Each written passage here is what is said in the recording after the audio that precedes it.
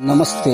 నేటి నా మంచి మాట, ఆరగించు మంచి ఆహారమే నీవు, మితముగాను చాలా హితముగాను. ఆరగించు మంచి ఆహారమే నీవు, మితముగాను చాలా హితముగాను.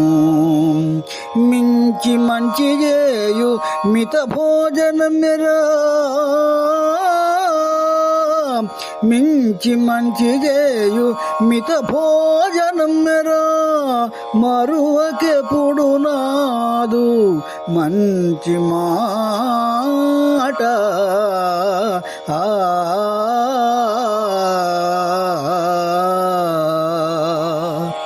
మిత్రులారా, మన శరీరంలో ఒక భాగాన్ని అదుపులో ఉంచుకోగలిగితే ఆరోగ్యపరంగా, వ్యవహారపరంగా ఎలాంటి ఇబ్బందులు లేకుండా జీవించవచ్చు. అదేనండి నాలుక. ఈ నరం లేని నాలుక ఏవేవో మాట్లాడుతుంది. అదుపు తప్పితే వీపుకు తిప్పలు కూడా తెస్తుంది.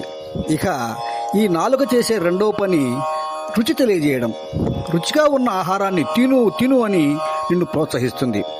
అప్పుడు నాలుకను అదుపు చేయకపోతే తినవలసిన దానికంటే ఎక్కువ తినడం వల్ల, రుచిగా ఉన్నాయని ఆరోగ్యపరంగా కూడా తినకూడని పదార్థాలు ఎక్కువ తినడం వలన అనారోగ్యాన్ని కొని తెచ్చుకోవడం అవుతుంది.